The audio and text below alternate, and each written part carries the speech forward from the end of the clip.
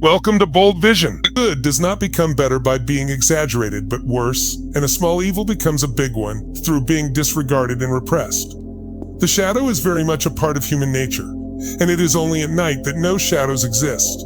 Carl Jung stressed that an individual's proper goal is wholeness, not perfection. The path to a greater character, to a more effectual approach to life, lies in integrating those elements of our psyche that for too long have been repressed and denied, the elements that make up what Jung called our unconscious shadow side. What is it that most people deny and repress into Ran, repress into Grundenmai, and repress into shadow? All that is deemed bad or immoral by society, all that is frowned upon by our family or peers, all the traits that when initially expressed were ridiculed, shunned, or met with punishment. But given that no moral code is perfect and no family or peer group is ideal in adapting to the social world, we not only repressed the destructive elements of our personality, such as our unbridled sexuality, anger, and untamed animal impulses, but we also repressed positive in life, promoting characteristics. Perhaps our assertiveness was frowned upon, our early attempts at creativity ridiculed, or maybe our competitiveness or ambition was felt by those close to us to be a threat as a result of repressive elements of our personality into our shadow.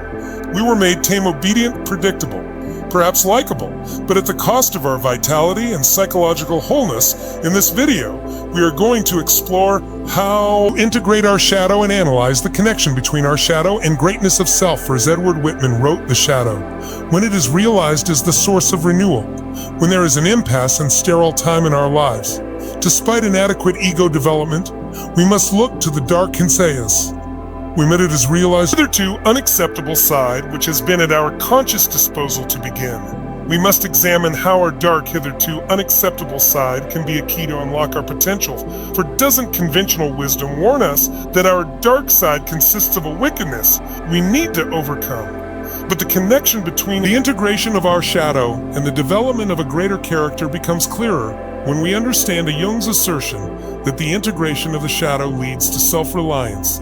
This integration of the shadow leads to disobedience and disgust, but also to self-reliance, without which individuation is unthinkable. In becoming aware of the shadow, first as an intellectual concept, and then via introspection and reflection, we seek to discover what our own personal shadow consists of. We awaken to a moral conflict, to the troubling idea that a portion of our personality is at odds with full contemporary morality and with what our family, peers, and society judge as good and evil in the attempt to protect our personality.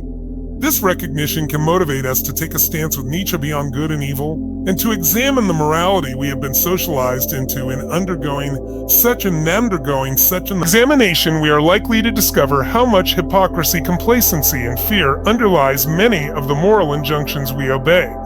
And furthermore, that ridicule and moral condemnation are often driven by envy. In response to this realization, we may feel the need to behave in ways less in line with a dominant moral code of our day, ways considered evil by social morality. It is not that we want to become evil in a sense of turning criminal or committing heinous acts against our fellow man, but evil in the sense of detaching ourselves from what we see as the flaws of our moral code so we can connect with the parts of our personality we lost in our shadow long ago. As Eric Norman, a student of Jung's, explained, the psychological analysis of any normal development will make it clear that if he is to grow up, it is not merely unavoidable, but actually essential that the individual should assimilate a certain amount of evil, and that he should be able to overcome the conflicts involved in this process. The achievement of independence involves the capacity of the ego not only to adopt the values of the collective, but also to secure the fulfillment of those needs of the individual, which run counter to collective values. And this entails doing evil. Most people are horrified at the thought of questioning or, heaven forbid, breaking the moral code they were socialized into. They believe the value judgments, good and evil, imposed on them by their schooling, parents, peers, and society are written into the fabric of reality itself. They do not understand that a morality like a society can be sick, in need of overcoming. And so for the common man and woman, the existence of the shadow poses too great a threat to their fragile self-image. A self-image that was constructed over years of adjusting to who they thought others expected and wanted them to be, but in never mustering up the courage to the Confront the elements of one shadow, it does not go away. Rather, it puts one in the unfortunate position of susceptibility to possession by its destructive side, to following in the tragic footsteps of Dr. Jekyll and Mr.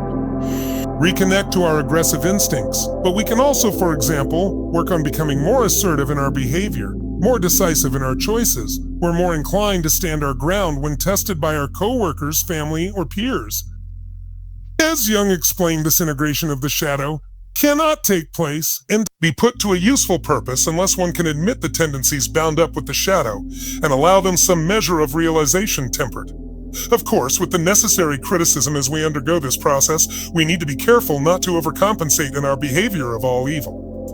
I deem you capable, wrote Nietzsche, therefore I want the good from you verily. I have often laughed at the weaklings who thought themselves good because they had no clause, for the goal in integrating our aggression is not to become a bad person, but to get in touch with the repressed energies and potentials needed to sculpt the great and powerful character we want to become, capable of acting with force, not to be forceful, potentially dangerous, not a violent criminal, able to stand up for ourselves and what we believe in, not a vicious and mean.